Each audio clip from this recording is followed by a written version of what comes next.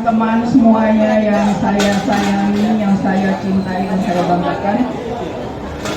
Assalamualaikum warahmatullahi wabarakatuh. Waalaikumsalam warahmatullahi wabarakatuh. Selamat pagi dan salam sejahtera buat kita semua. Pagi. Gua syukurilah pagi hari ini kita bisa hadir, bisa berkumpul di tempat ini, di Cafe Bola yang tentunya dalam keadaan sehat tanpa kurang suatu apapun. Dan tadi kita, sebagian teman-teman kita ada yang berangkat dari Bekasi. Ini juga Bekasi ya? Dari Bekasi, tepatnya di Islamic Center Goes ya, ada sekitar 25 orang. Nah yang udah hadir sini nggak apa-apa, kan menyambut kehadiran, ya kan, menerima tamu, biasa wajar. Baiklah teman-teman, sekali lagi kita panjatkan puja dan puji syukur kehadiran Allah Subhanahu Wa Taala. Kita masih diberikan kesehatan, keselamatan, kesejahteraan, sehingga kita bisa berkumpul dan hadir di tempat ini dalam acara sosialisasi penyelamatan dan pertolongan pertama saat goes, yang insya Allah nanti akan disampaikan oleh dari teman-teman kita dari Yakes Telkom. Terima kasih atas kehadirannya Mas Yakes Telkom. Mudah-mudahan Yakes Telkom semakin sukses, semakin bagus melayaninya untuk kita semua. Udah terbukti ya teman-teman ya, udah terbukti kalau Yakes Telkom itu melayani P2Tel itu dengan senang hati, dengan ikhlas. Terima kasih Mas. Nah itu yang penting, jangan ada yang sakit. Walaupun kita difasilitasi macam-macam, yang penting jangan sampai sakit. Mendingan nggak sakit. Yang penting sudah berusaha. Teman-teman sekalian, juga terima kasih kepada Om Eko sebagai owner di Cafe Bola ini yang telah mensupport kita. Terima kasih Om Eko. Om Eko, terima kasih supportnya, sudah menyediakan kita sarapan nanti ya. Sarapan dan juga bermacam-macam snack, rebusan, minuman. Alhamdulillah Mas Eko. Om Eko semoga semakin sukses kafenya ya Om. Kita tepuk tangan dulu buat Om Eko. Bareng-bareng. Terima kasih Om Eko. Oh ya, 1, 2, 3. Terima kasih Om Eko. Semoga kafenya semakin sukses, semakin rame yang datang ya Om, semakin peduli dengan para goeser. Baiklah teman-teman, pagi ini kita memilih tema seperti ini karena kita mungkin baru saja mendengar ada kejadian ya, yang kemarin baru saja terjadi buat pada teman kita dari sebuah pucung ya, kalau nggak salah ya Om Kanto. Tapi mudah-mudahan dengan kejadian itu tidak menjadi trauma, tidak menjadi kapok buat kita untuk tetap berolahraga, untuk tetap bersepeda. Yang penting kita tetap menjaga, tetap jangan memaksakan diri, karena yang tahu bagaimana keadaan kita itu yaitu kita sendiri gitu loh, tidak bukan orang lain. Dan jangan nanti mentang-mentang wah ayo dong semangat. Padahal kita sudah lebih parah itu ya. Setelah mana? Baiklah teman-teman, untuk membuka sebagai ucapan selamat datang, kami mohon kepada Ketua Pusat Bapak Om Johan Mayan untuk memberikan sambutan pembukaan. Kepada Om Johan kami persilakan.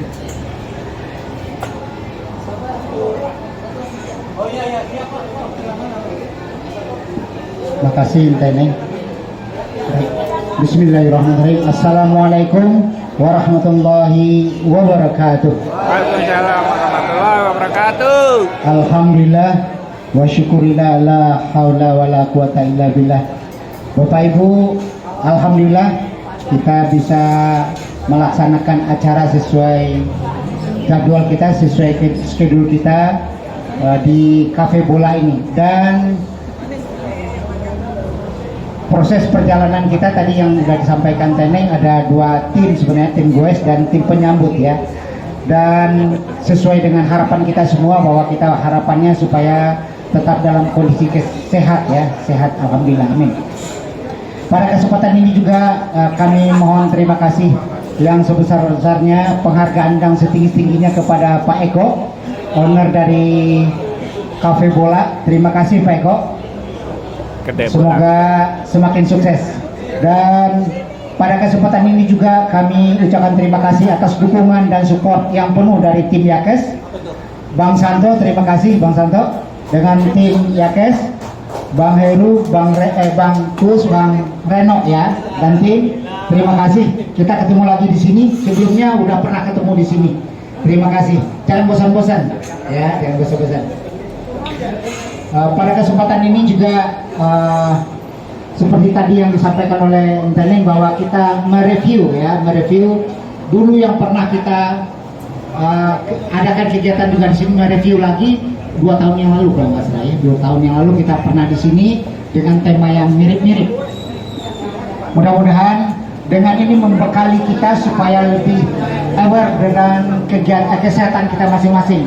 Tadi ditambahkan juga bahwasanya kemarin itu kita ada musibah waktu kita goes. Kebetulan saya ikut ya, goes dari Bekasi ke Banyumas ya. Tepuk tangan dong Pak Johan. Dengan proses sosialisasi pada pagi ini kita semakin siap, semakin tahu kekuatan diri kita masing-masing. Baik Bapak Ibu, dan informasi juga bahwasanya pada hari ini Pak Asa berkenan hadir, namun beliau agak terlambat datang. Pak Asa dan Ibu Elok ya akan hadir bersama kita di tempat lokasi ini. Demikian yang dapat kami sampaikan. Mari kita simak, mari kita dengarkan bersama nanti sosialisasi dari tim Yakes. Terima kasih sekali lagi. Demikian, wassalamualaikum warahmatullahi wabarakatuh. Waalaikumsalam warahmatullahi wabarakatuh. Terima kasih Om Johan. Untuk selanjutnya itu akan sama-sama kita dengarkan, kita saksikan bersama penyampaian sosialisasi penyelamatan dan pertolongan pertama saat goes yang akan disampaikan oleh dari rekan-rekan kita dari mas-mas dari Yakes Telkom.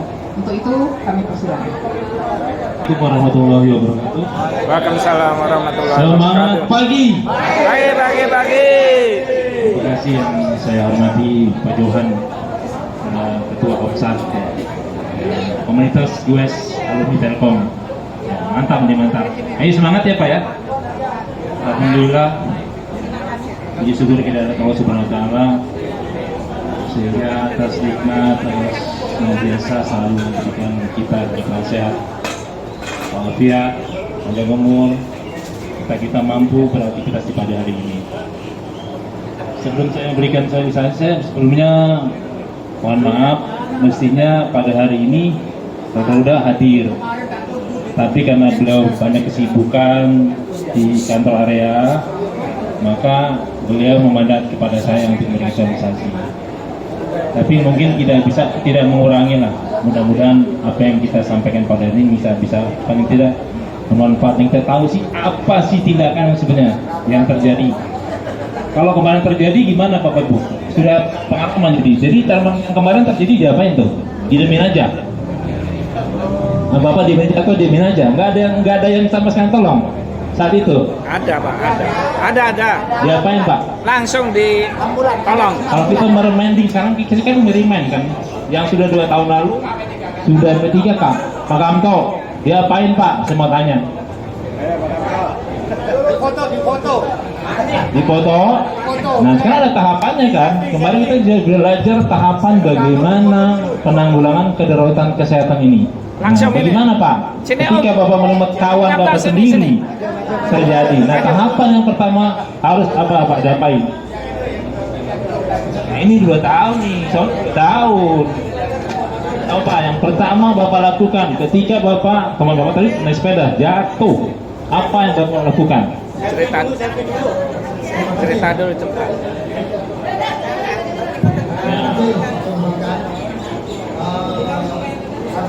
Ya. Saat saya diinfokan terjadi kecelakaan, itu yang saya lakukan. Saya menghampiri korban, langsung saya pegang keberadaan dia, kondisinya bagaimana. Langsung saya pegang. Nah, dunia, betul. Dan berikutnya tidak ada respon. Saya tolong ukuran satu itu segera diumumkan ke yang terkait dalam hal ini dokter lah atau rumah sakit Alhamdulillah di tempat kejadian itu ada ambulans siaga. Ya. Belum cuma 5 menit sudah datang. Nah, itu juga sebelumnya saya ada tegur yang kita lihat apa kondisinya. Belum.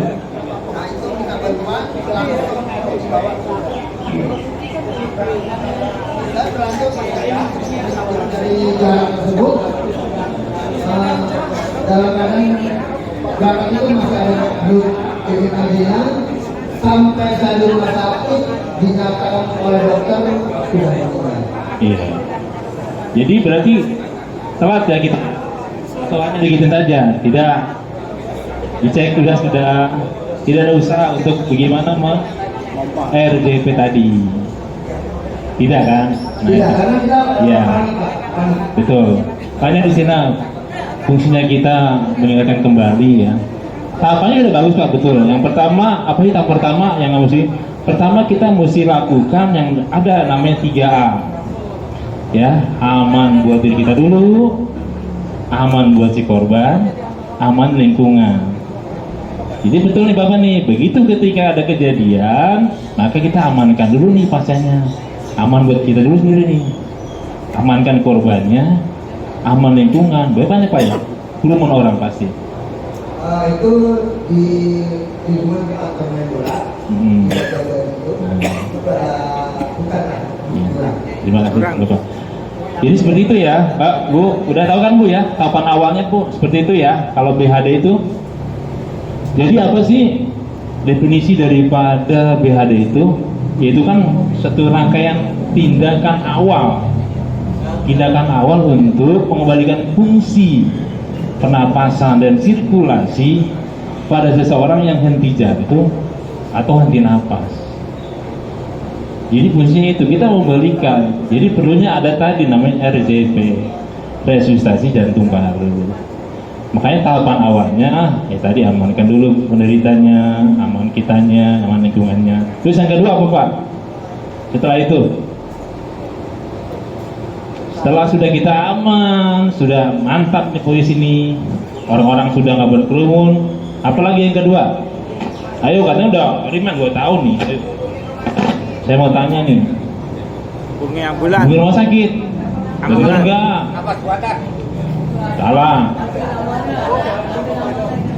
Ya, yang kedua cek responnya Pak. Dicek responnya. Bagaimana? Kita panggil tuh. Namanya. Pernah nggak tadi kemarin berteruda ya? Pak, Bu, ya kan? Siapa namanya? Atau kalau mau disebut gitu kan? Pak, Bu. Nah gitu. Lalu kita setelah tidak merespon, kita cek nadinya tuh. Ada nggak? 10 detik. Kalau emang itu baru kita minta pertolongan. Baru minta pertolongan. Setelah minta pertolongan dia tidak datang, dia lakukan RJP tadi. Berapa Pak tekanannya nih? Apa ya, berapa kali? Sudah tahu Bu? Iya, berapa kali kompresi? Ayo 2 tahun. Jadi cepat segera kita. Ini kan waktunya cepat tuh. Kalau dia kondisinya kurang oksigen, supaya oksigen ke otaknya itu semakin sempit, semakin kurang, maka kematian lebih cepat. Makanya kita sebagai masyarakat ini diminta agar supaya bisa lah paling tidak melakukan tindakan pencegahan daripada nanti terjadi kerusakan, terutama di sel-sel otaknya. Semakin kita lambat memberikan pertolongan, maka kematian akan lebih cepat. Itu yang jadi masalahnya buat kita. Jadi lakukanlah kompresi sebanyak 30 kali dan napas buatan sebanyak 2 kali.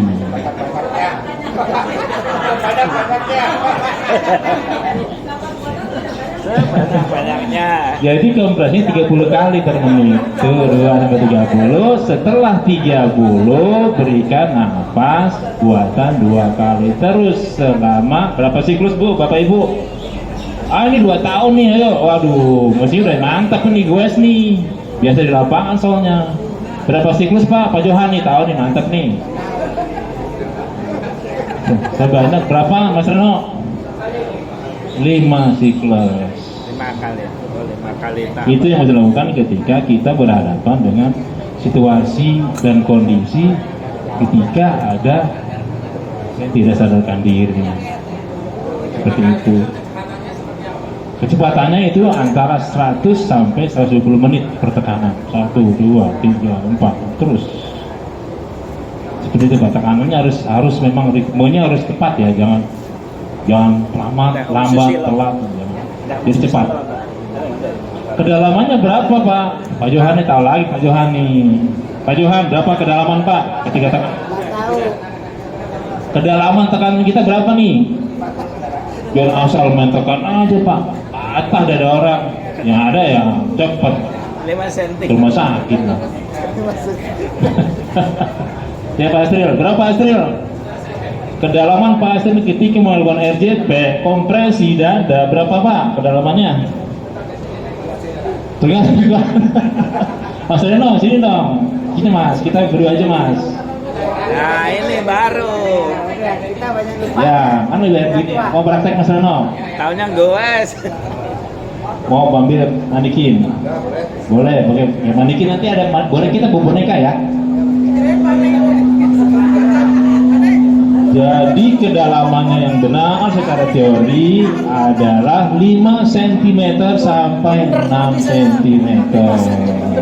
Ya, jadi tekanan tidak lebih dari 5 sampai dengan 6. Untuk menghindari jantung supaya merekuil kembali pergerakan.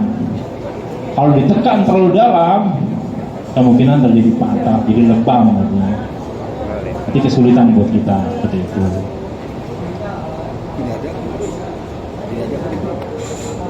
Jadi mungkin itu ya yang bisa kita lakukan ketika kita bertemu. Paling tidak kita beri pertolongan dulu lah, kita pertolongan. Karena jadi kita mengamankan kalau kita nggak bisa melihat dan kita minta pertolongan kepada tim yang lebih bagus atau yang lebih mumpuni terhadap ilmu kedaruratan medis, terutama di kasus lapangan. Memang kita tidak bisa menghindar Pak ya. Dalam kehidupan sehari-hari ini akan terjadi di mana saja, kapan saja itu akan terjadi. Makanya kita sebagai masyarakat juga dituntut harus bisa, kalau tidak. Sama di luar negeri juga seperti kayak di Jepang. Ya mereka udah mahir-mahir Pak, dalam BHD itu mahir-mahir ya Pak Johan ya. Mereka udah nggak kayak kita, kerumun doang, nolongin enggak, yang ada dompetnya hilang. Betul nggak Bu Pak? Iya. Kita mendulu dari negara-negara lain. Tapi karena pelatihan juga sama. Diberikan contoh di Jepang, itu memang karakter masyarakat sana memang sudah aware ya. Ketika ada musibah dia langsung turun, nggak perlu kalau kita kan nggak ngumpul doang Pak. Tol aja macet ada kecelakaan, ya apa nonton, Takut. di video, bikin status. Bagaimana kita mau beri pertolongan? Ya, Bapak Ibu itu barangkali remind-nya dari saya itu tadi ya. Jadi yang pertama apa nih? Yang pertama kalau ada korban, hari kita 3A. Yang pertama apa Bu? Aman buat diri kita sendiri, buat orang atau korban dan lingkungan. Ya, yang kedua cek responnya. Panggil Responnya, namanya. gitu ya. Responnya, cek nadinya, cek pernapasannya, gimana dadanya, kembang kempisnya ada nggak? Kalau emang ada ya berarti apa Bu? Kalau jika dia respon, misalnya apa? Ada nih nadinya ada nih, napasnya ada, apa yang kita lakukan? Panggil namanya. Jadi kita pertama pertahankan jalan napasnya. Kita amankan sambil menunggu bantuan tadi yang Ibu minta pertolongan ya. Jangan di RJP, nanti ada napas di RJP Bapak Ibu. Ini sama kayak kasusnya pingsan. Pingsan kan ada situasi di mana orang itu kan suplai oksigennya kurang ke otak. Dia perlu BHD tapi hanya di monitoring aja pernapasannya. ya, kesadarannya udah baik, cek responnya juga. Kemudian juga longgarkan, biasanya kalau pingsan lebih mudah penanganannya ya Pak Sri ya. Kendorkan pakaiannya, bagian pertama bagian pinggang ya, bagian bawahnya, dan tinggikan kakinya ya, lebih tinggi daripada jantung, tinggikan ya. Nah pada pingsan ini kadang-kadang terjadi dikasih minum nih ya kan, Bu ya, kadang-kadang minum teh manis, ambil teh manis, sebaiknya jangan ya, sebelum dia memang sadarkan udah mantap, sudah baik, maka jangan diberikan minum dulu. Kalau sudah sadar, sudah baik, baru diberikan minum secara perlahan. Ya. Kenapa? Nanti tersedak Pak. Kadang-kadang kan dia lagi kondisi tidak fit badannya, ya. Oksigen masih akumulasi di otaknya. Kalau bisa biarkan dia baik dulu, baru diberikan teh manis, boleh nggak apa-apa.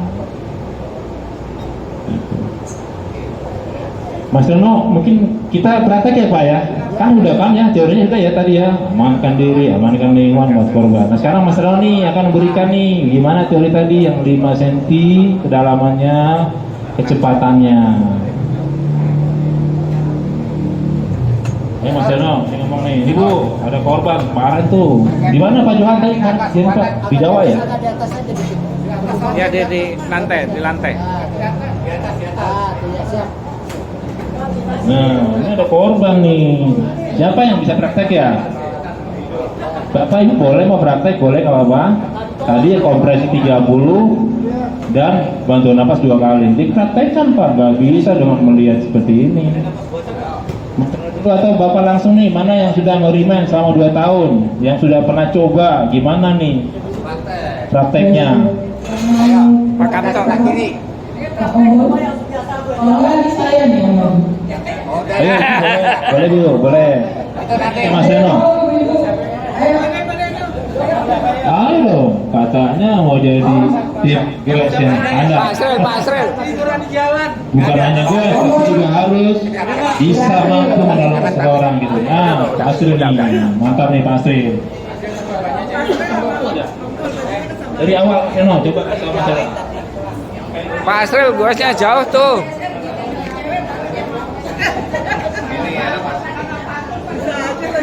Agak ke kiri. Kita lakukan dari awal Pak. Misalkan nih Bapak ketemu pasien jatuh nih, apa yang pertama harus Bapak lakukan? Panggil dulu pasien, cek respon pasiennya. Kita lihat aman diri kita, aman pasien, aman lingkungan. Lingkungannya dilihat, tidak ada yang berbatu untuk senderkan pasiennya, membaringkan pasiennya, seperti itu. Aman diri kita lihat, oh kalau ada darah kita pakai sarung tangan dulu, kita lihat kalau ada, atau tangan kita dibalut, seperti itu. Setelah itu kita cek respon pasiennya. Pak Asril. nggak ada respon, kita cek, kita tekan bagian tulang di sini, tulang tengah ini, tetap nggak ada respon. Kita cek nadinya, tidak ada nadi, langsung kita lakukan RCP. Ya, cek di lehernya sama di nadi tangannya. Setelah itu kita lakukan resusitasi. Sebelum melakukan resusitasi, bila ada orang sekitar, ya.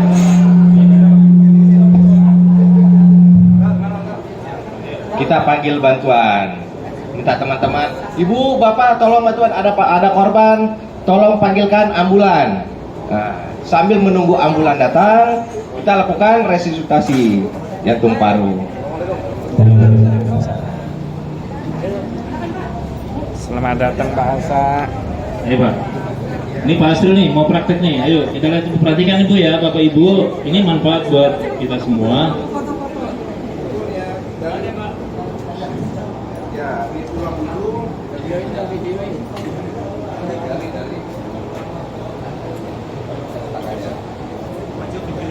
Ini 2 jari di bawah sternum Pak. Di atas di bawah sternum. Udah pernah coba ya Pak? 2 jari. Ya. Jadi kita kalau mau ukurannya itu garis imajiner aja, antara puting tarik ke tengah, di tengahnya sedikit. Garis imajiner antara ini ya. Di tengahnya, iya. Oke. Nah, ini Pak Asrul sedang RJP nih tindakannya, Mas Reno. Jadi apa yang dilakukan? Jadi kompresinya 30, Bu. 1, 2, 3, 4, 5, 6, 7, 8, 9, 1, 2, 3, 4, 5, 6, 7, 8, 9, 2, 1, 2, 3, 4, 5, 6, 7, 8, 9, 3. Setelah 30 kompresi, apa? Selanjutnya berikan jalan napas 2 kali. Oke, paham ya sampai di sini? Jadi kompresi 30 kali, binapasan 2 kali. Nah, ini kalau ada indikatornya berarti benar nih Pak Asrul nih. Kalau yang 1 belum benar tekanannya. Tadi berapa kedalamannya? 5 cm. 5 sampai dengan 6 cm. Ya. Kalau hanya merah berarti salah tekanannya. Makanya wajib dicoba nih nanti nih. Bagaimana sih kita ya feeling kita sampai 5-6 cm itu, buat sembarangan ya. Nah, ini bagus Pak Asrul nih. 1, 2, 3, 4, 5, 6, 7, 8, 9, 1, 1, 2, 3, 4, 5, 6, 7, 8, 9, 2, 1, 2, 3, 4, 5, 6, 7, 8, 9, 3. Lanjut, berikan Napas. Nah, ini jangan lupa tarik tengah dada, topang dagu, tarik dibuka, buka jalan napas, buka jalan napasnya. Nah, sambil lihat dadanya ya Pak, sambil lihat dadanya. Kalau kita berikan motor kita lihat dadanya, pengembang nggak? Kalau tidak pengembang berarti nggak masuk tuh kita tuh. Saat kita niup, berarti nggak masuk. Harus dilihat dadanya. Ya, dengan harapan maksud dan oksigennya bisa masuk. Lakukan ini selama 5 siklus sampai bantuan datang. Kalau sudah ada timnya yang udah bagus nih, udah ada ambulannya, udah siap, baru kita minta pertolongan, kita bawa ke rumah sakit. Siapa lagi nih Bapak Ibu? Ayo. Tanya dulu, tanya. Kita coba, ayo. Oh, silakan Pak. Saya mau tanya, kalau nggak salah Pak ya, orang koreksi kalau saya salah, itu ada alat pacu jantung yang portable. Misalnya ada, itu gimana caranya? Apakah bisa difasilitasi juga? Komsat punya gitu loh. Ya Pak, kalau alat ada Pak, sekarang ini sudah teknologi kita sudah maju ya. Ada sebutan AED Pak. Ya, jadi itu automatic electrical defibrillator. Itu untuk orang-orang yang sudah excellent. Jadi untuk orang awam tuh biasanya dasarnya saja Pak. Jadi itu nanti ada pelajaran lagi Pak, bagaimana memasang elektrodanya sebelah kanan, sebelah kiri. Ada petunjuknya nanti di situ, ada petunjuknya. Jadi memang alat itu praktis ya. Jadi kalau dia mati henti jantung, dia secara otomatis mengejut. Ya. Jadi untuk saat ini untuk orang awam ini ya hanya baru dasar dulu. Kalau mau lebih lanjut lagi ada pelatihannya Pak. Gak apa-apa. Nanti saya kirim Pak. Ya, nanti mungkin itu sekilas saja ya, nanti ada sih, ada nanti gimana cara penggunaannya. Ya Pak. Proses mengamankan korban. Ini ada beberapa informasi yang mungkin belum ada. Ada beberapa orang menyatakan bahwa tidak boleh melakukan praktik korban. Ada juga yang tadi kita amankan. Yang mana sudah mulai. Untuk mengamankan pasien itu kita hanya mengamankan misalkan dia terjatuh di tengah jalan. Ya mungkin kita nggak pindahkan pasiennya, tapi kita lihat posisinya. Kalau dia terjatuh karena kecelakaan, itu kita harus posisikan dia tidur tetap lurus dan mengangkatnya minimal 3 orang. Karena untuk apa? Untuk menjaga leher dan kepala, untuk menjaga punggung dan pinggang dan kaki. Jadi harus kita pindahkan dalam posisi datar. Misalnya di tengah jalan hanya di pinggir jalan saja, tidak usah jauh-jauh. Kita lihat apakah berbantuan atau tidak, kita cari tempat yang data. Tapi kalau pasien dengan misalkan dia pada saat bersepeda dia udah merasakan, oh dada saya sakit, seperti itu, kita cari aja tempat langsung. Aman diri yang penting. Aman itu aman dari misalkan di tengah jalan kan ada kendaraan, nggak mungkin kita lakukan RJP di tengah jalan. Seperti itu aja sih Pak. Ada lagi? Baik. Cukup jelas Pak. Ada lagi menurut saya? Silakan. Oke. Belum. Apanya nih yang belum nih? Di mana yang belum? Enggak, apanya yang belum? Enggak apa-apa. Artinya gini, kita kan kadang posisi di lapangan. Ya. Karena posisi di Lapangan mana nih? Kita menjadi posisi lapangan. Kalau posisi yang seperti sekarang ini, sedikit ada sedikit perbedaan sedikit. Nah, ini yang kita dapatkan menimbulkan ketakutan kalau kita mau nolong. Kadang-kadang kita nanti menjadi saksi kematian. Pertama, merubah posisi, ya. Yang kedua, itu tadi salah melakukan mungkin menambah mempercepat. Nah, ini yang katanya maksudnya pengalaman tadi. Karena kalau secara teknis mungkin aja belum baik. Nah, tapi kalau dihubungkan dengan posisi yang lain, posisi yang tadi ada posisi matinya seperti apa? Oh, kelihatannya kalau lebih banyak akut. Jadi sekarang itu banyak orang takut untuk posisi kejadian. Takut nanti menghilangkan tidak atau bukti. Ya, kalau untuk istilah sekarang orang, oh takut saya jadi saksi. Kalau untuk kita kan bersepeda, kita dengan lingkungan kita sendiri seperti ini. Kita tahu siapa pasiennya dan teman kita atau teman kita sendiri. Itu kalau untuk kita memindahkan pasien itu misalkan, ya sekali saya bilang tadi kejadiannya sepertinya jatuh di tengah jalan. Gak mungkin kita biarkan teman kita di tengah jalan untuk kita lakukan. Pada saat walaupun nanti misalkan dalam tanda kutip meninggal di tempat, pada saat kecelakaan atau di jalan, tetap Pak, tetap harus kita pindahkan pasien itu ke tempat yang aman. Gimana pun caranya? Ya kalau kita lihat, oh pasien ini masih bisa bergerak, atau kita kan bisa tanya dia, masih bisa dibantu nggak dibawa? Atau tidak bisa, ya saya bilang tadi, kita pindahkan tetap pasiennya pinggir. Baru kita langsung minta bantuan, tetap harus minta bantuan.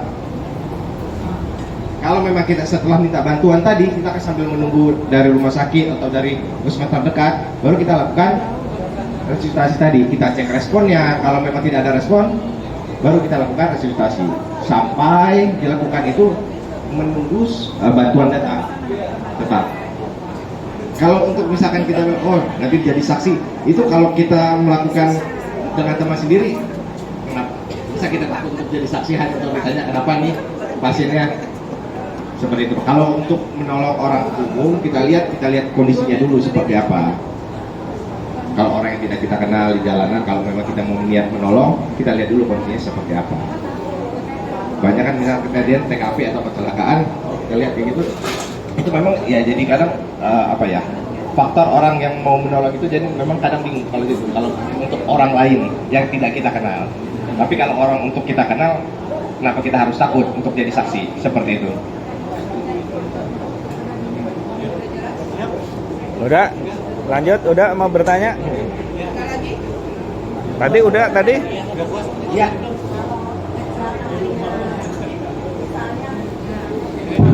Ya.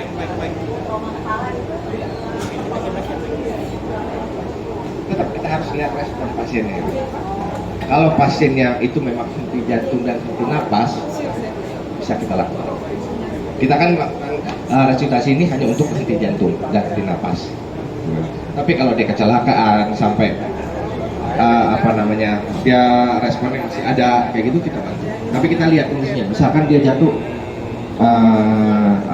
jatuh kepala duluan, atau kita lihat oh kakinya sampai ke patah, kita harus lihat dulu kondisi seperti apa. Kita bantunya harus posisi pasien itu tetap karena kita tidak tahu pasien itu jatuh entah lehernya kalau tidak salah angkat bisa membuat Alhamdulillah. misalkan patah lehernya masalahnya.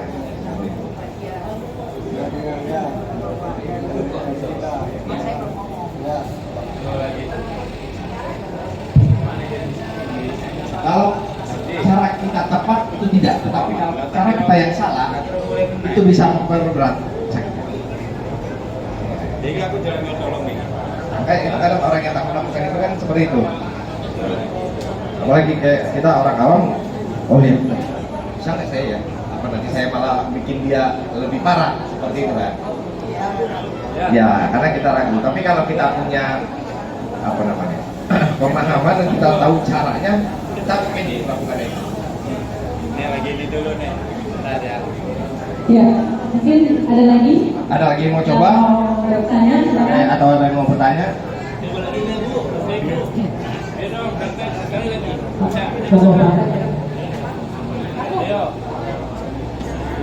Kejadiannya nih.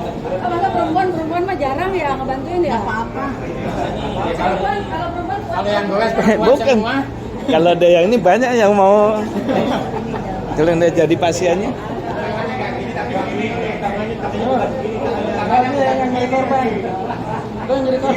Ayo Bu, nih coba deh yuk, satu lagi yuk yang mau praktek nih, ini ada pasien nih nggak sadar nih. Bu, diapain dulu Bu, jangan bawa-bawa aja Bu. Salah dulu. Nah, ini anggaplah, taruhlah dia ada jatuh lah tiba-tiba. Ini kondisinya dia sedang tengkurap nih, Ibu nih. Ya jatuh, Taruhlah, jatuh, nih, bagus ya.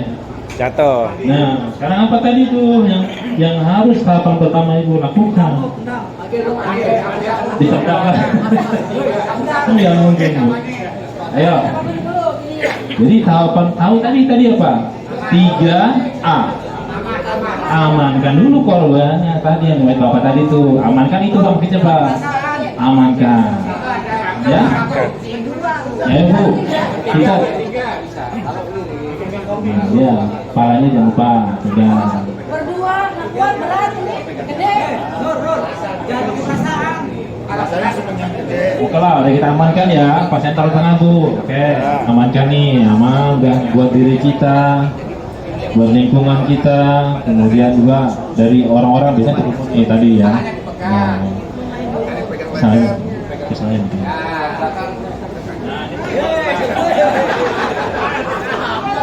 Nah, yuk Bu.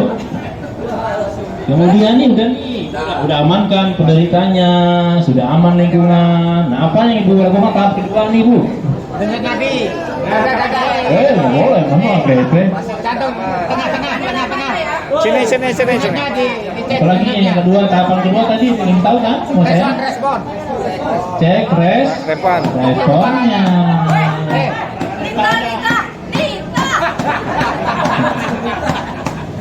Iya benar. Contohnya Responnya Nita nggak ya. ada nih Bu, ceritanya nggak ada deh nih. Tangan tengah. Udah hati. Cepat kerjakan cek apanya Bu setelah respon. Kiri kanan ada respon nih. Masih ada respon. Cek dulu dengan Bu, cek apanya? Nadinya. Berapa lama? 10? Nantinya tuh 10 detik, harus cepat kalau itu. Langsung apa tahap kedua, ketiga? Minta pertolongan. pertolongan. Nita Bapak, panggil. Ibu, ada korban nih di jalan mana Sumarekon lah ya. Ini kan Sumarekon nih. Nggak sadarkan diri loh di sini, minta bantuan. Atau Ibu telepon lah, kalau ada telepon mah telepon sendiri, kalau medis sendiri kan. Telepon lah ke ambulans 119. Mereka udah jam itu. Kalau ini saya Bu, Pak. 9. Saya dulu di situ. 119. Jangan saya tiap hari muter. Kayak orang kecelakaan. Ya kepegang Bang. Ya, nah setelah udah panggil nah, anggapan nunggu pertolongan datang ya. Lakukan RJP. Tangannya lurus. Resusitasi jantung paru. Tangannya lurus. Lurus, sikunya lurus, tangannya lurus. Oke, yang mana amannya Bu? Ini kan Tangan. patung kita tahunya kan lampu. Kalau orang gimana? Sama. Dari mana? Nggak ada lampu. Ya, kalau orang aslinya nanti Bu, biasanya orang kalau sudah terjadi seperti itu lemas biasanya Pak. Dia kayak daging kenyal. Itu salah, baru satu. Warna hijaunya baru satu. Kurang cepet. Jadi tekanannya kurang nih, Bu siapa ya? Ibu Nur kurang Bu, tekanannya kurang. Dari berapa Pak? Ibu? 5 sampai 6 cm. cm. Berarti kurang Ibu Nur ya. Indikatornya warnanya 2 Bu. Nah, pintar. Kurang, salah lagi. Ya, oke. Hitung Bu, sampai berapa kompresinya? 30. 50. Saya kurang, salah tekanannya. Masih kecetek. Ya, 1. Nah, butuhnya berarti nggak stabil nih. Yang tadi Pak, tadi nanya tuh kecepatannya berapa tadi ya? Tap. Ternyata berat. Iya, susah kan? Nggak gampang, makanya harus praktek. 2 tahun loh, lupa. Saya aja udah berapa kali pelatihan lupa. Ya, cakep tuh bener. Oke bener, cakep. Nah lagi Bu, nah stabilkan terus. 1, 2, 3, 4, 5, 6, 7, 8, 9, 10, 1.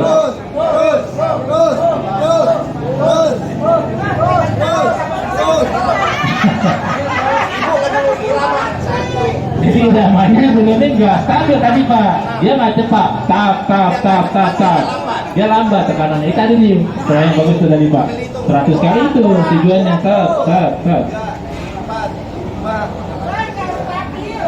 Ya, ini stabil nih. Butuh udah mulai jago nih, bunur nih. Oke lah, udah. Oke ya Bu. Udah 30 nih kompresi nih. Udah 30. Apa yang boleh tanya kedua? Berikan jalan apa? Udah ini simpel aja. Oke, masih dapat buatan berapa kali bunur? 2 kali. Gitu ya? Ya. Berapa kali Bu? Kompresi tadi? 30. Iya 30 tapi berapa siklus? 3 kali. 5 siklus. Oke? Setelah 5 siklus kita cek lagi apanya? Dompetnya. Nah, dinya pernapasannya udah bagus belum? Oh, udah bagus nih. Jadi datanglah pertolongan terkait tadi. Makanya tadi Pak AED nanti masuklah tim yang pakai AED. Dipasanglah elektroda di sini. Kalau di perjalanan tidak ada apa-apa itu dengan otomatis dia mengejut. Nanti AED itu ada sesinya lagi Pak. Itu panjang lah. Itu gambarannya Pak pakai AED tadi. Dokter dia punya harus dilatih dulu Pak. Nggak sembarangan. Ampun Pak. Nih ganti. Nambah terus ini. Ternyata sampai ke dalam susah. Iya susah ya. Napas buatan aja. Berarti Kalau gitu susah ya. bahkan jadi pasien aja. Khususnya pada saat mengamankan korban. Kalau kita sendirian, kalau tadi kita bisa bertiga. Minta pertolongan. Karena posisi kita bertiga. Ini pada saat mengamankan korban, karena ini intinya untuk mengamankan korban ada di 3A.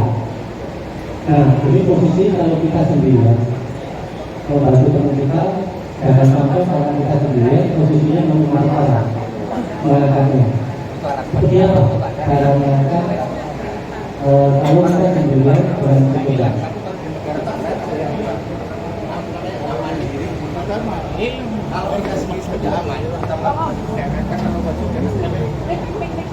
Bukan, maksud saya kita akan berusaha posisi dan kita diri jangan lingkungan jangan. Kalau ada pasien dan kita hanya sendiri, kita lihat kondisi pasiennya tidak memungkinkan untuk tetap tindakan, itu berarti untuk kita tidak aman Pak. Karena kita hanya sendiri, kita malah nggak aman karena kita bisa malah memperparah korban. Betul, kita cari teman karena harus aman diri. Itu yang termasuk dalam aman diri tadi. Aman diri, aman pasien.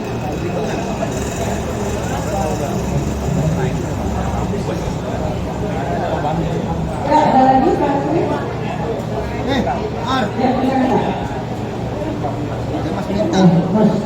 Mas. Mananya? Nah, ini kan kita memberi pertolongan pada pasien yang tidak merespon. Bagaimana kalau pasiennya ini dia merespon apa yang kita lakukan, tapi kecelakaannya mungkin kaki dan mata, teknik apa yang kita lakukan untuk supaya patahnya ini tidak mengulangi parah gitu. Karena satu ini kan P3 saya. Maka terbaik nanti dari KP3 itu fokus pada pertolongan pertama. Jadi ada satu itu, nah tolong kami juga dibekali dengan teknik termasuk kalau itu cara pembedaan, cara pembedaan. Mungkin itu saya mengerti. Kalau untuk bidai, alatnya kita itu memang ada tekniknya Pak. Kalau alatnya kita nggak bawa alat bidainya. Harus satu session lagi minggu depan. Ya, saksi lagi ya. Bidai itu kan ada tekniknya sendiri. Kita ada alatnya, cara bungkusnya, ngebalutnya seperti apa, bagian ruas. Misalkan patar di sini kita ruas mana yang akan kita ambil untuk dibidai. Seperti itu.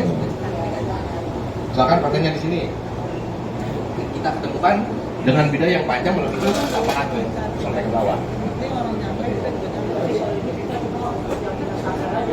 Iya, seperti itu. Bantuan hidup dasar. Namanya bantuan hidup dasar. Pakai mas matanya. Pakai mas matanya. Ya, mungkin itu cuma pikir aja ya pada saat yang tidak sadar, bukan karena luka akibat itu ya. Ini Jadi ada bantuan pertemuan hidup dasar. berikutnya untuk jika terjadi seperti itu. Ya, mungkin silakan pakai mas. Pakai mas, silakan pakai mas. Bismillahirrahmanirrahim. Assalamualaikum warahmatullahi wabarakatuh. Waalaikumsalam warahmatullahi wabarakatuh. Saya mungkin agak ini ya, sedikit mengenal masa lalu lah. 2020 testimoni. Diri sendiri. Jadi saya pernah kecelakaan juga. Citer. Terbang gitu. Tapi alhamdulillah tidak ada masalah, cuma rohok kanan. Nah, saya terkait dengan tadi banyak masalahnya yang diangkat adalah masalah jantung. Padahal kecelakaan itu bukan tentu jantung ya. Masalahnya banyak. Bagaimana kita memisahkan kondisi pasien itu? Ini jatuh nih. Seperti saya waktu itu jatuh kerentang gitu kan. Teman-teman tidak tahu. Nanya pakai mas, saya nyawa gerak gitu kan. Tapi ada yang tiba-tiba bantu narik untuk berdiri gitu kan. Padahal kondisi kita tidak tahu. Gak kuat. Apakah kita berkotak, apakah kita Patah tulang. ini kan tidak kelihatan. Kalau kaki patah gitu ya mungkin lontek-lontek. Ini tidak tahu nih. Nah, waktu periode untuk kita menentukan kondisi si pasien itu bagaimana? Seperti apa yang harus dilakukan? Karena kalau salah kita melakukan pertolongan, itu akan berakibat fatal untuk si pasiennya. Bukan menolong, malah kita membunuh. Bagi tadi kan, kondisi pasiennya kan kelihatan, atau ujung-ujung kita bantuan peralatan. Hei, mas, nggak ada gitu ya. Langsung kita tadi yang disampaikan tadi kan. Tapi kondisinya bukan seperti itu. Bukan jantungnya yang ini kan, cuma dia nggak sadar. Dan mungkin karena apa?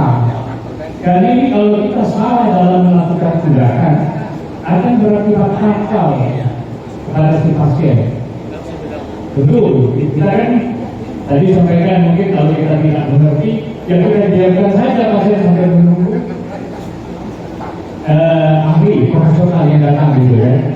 Nah ini seberapa lama harus kita lakukan gitu, menunggu yang angkat itu apa melakukan pertolongan.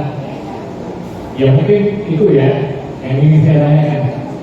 Angka untuk menentukan itu periode waktunya berapa lama untuk kita melakukan tindakan. Karena kita sama-sama nggak tahu ya, nggak profesional. Ininya beberapa otak, jadi nggak tahu ya. Badannya mungkin ada yang tertusuk atau bagaimana gitu. Mungkin itu hanya saya. Kalau dulu karena saya mengalami kondisi itu kan jangka ini kan ini apa?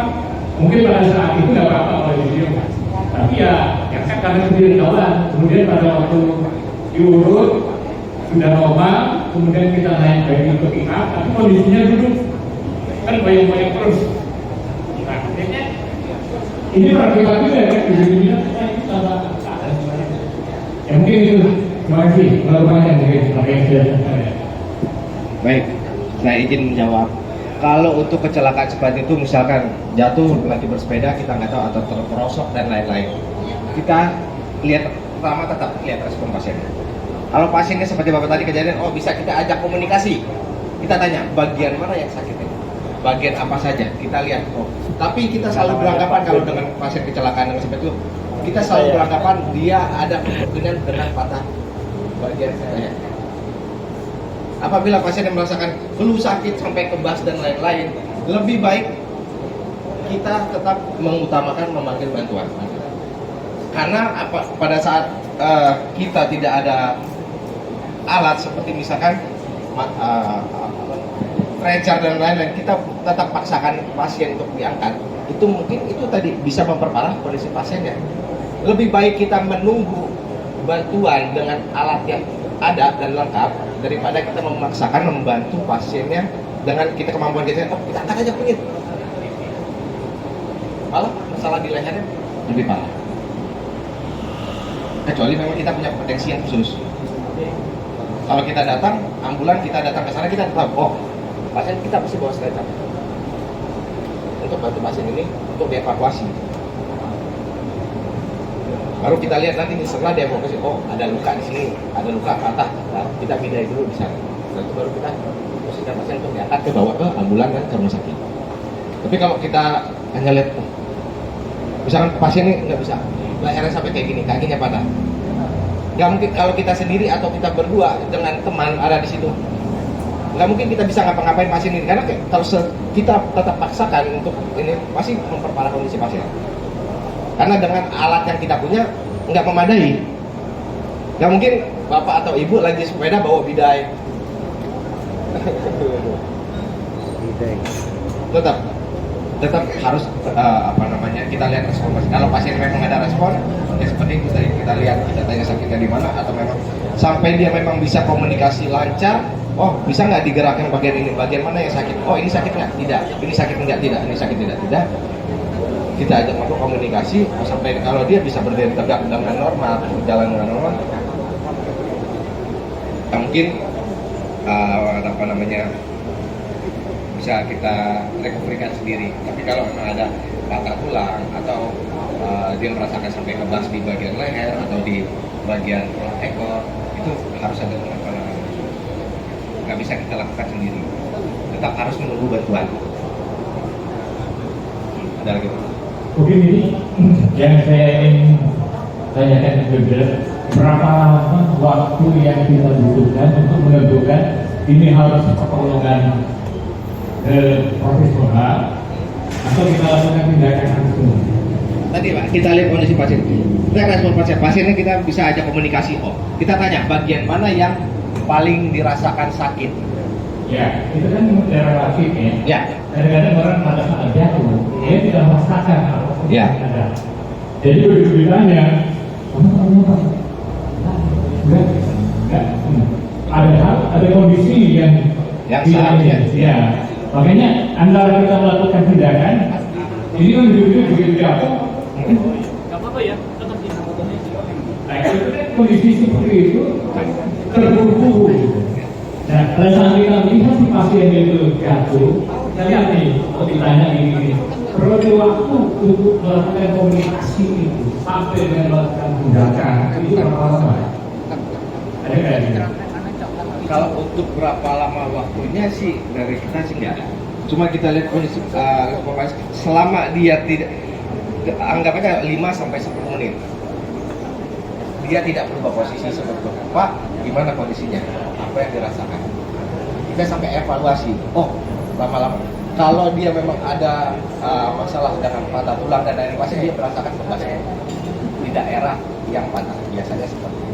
Ya, paling tidak kan kita diamkan, ya. Dia sadar. Ya, jangan kita berubah. Ayo Pak, berangkat. Atau ya itu kan waktunya 5-10 menit. Iya, kita biarkan dia jatuh di tempat itu, biarkan dia duduk situ, kita temani. Ya. Kita temani dia, kita ajak komunikasi dia, oh responnya seperti apa, kan ada kita pada saat setelah kita ajak ngobrol dia seperti ngantuk, padahal nggak ngantuk, bukan ngantuk, karena respon tubuhnya tadi. Nah, dia seperti ngantuk, kita ajak komunikasi. Oh sekiranya, oh sepertinya ini responnya semakin lama semakin menurun nih. Segera artinya ada jeda ya, jangan sampai langsung kita melakukan Kalau kita datang ke sana ternyata hanya cuma kelingkingnya yang luka, kita udah panggil ambulans kan enggak gitu. Bukan maksudnya dengan sadar ya, tapi tutup. Oh iya.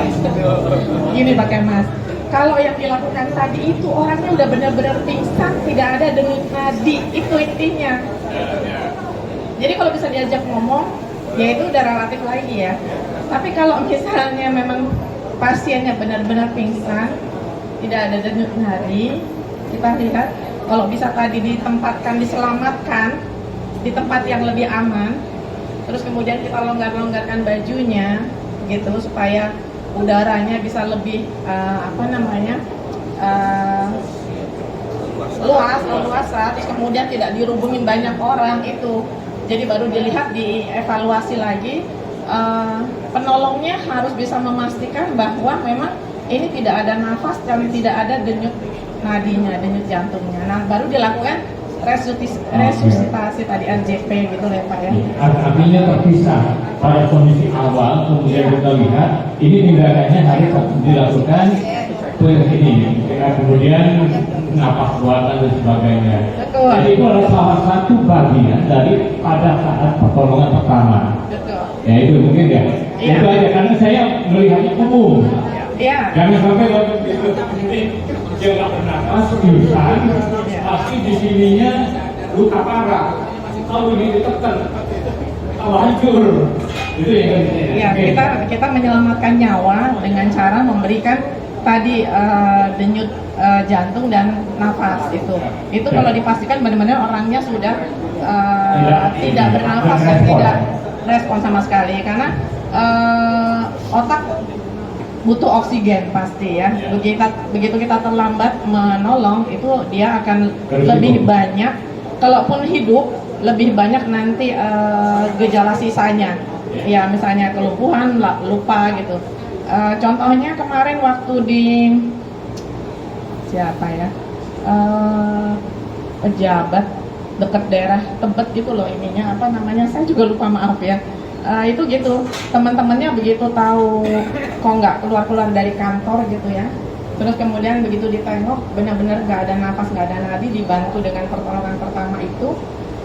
Terus kemudian panggil ambulans, dibawa ke rumah sakit Tebet, alhamdulillah itu tertolong.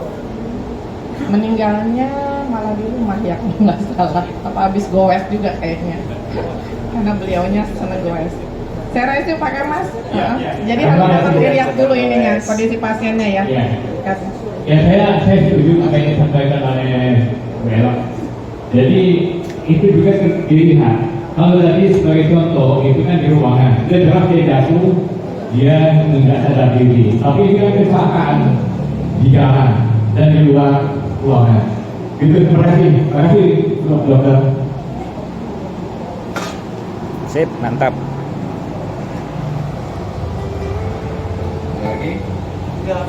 Pas. Terakhir.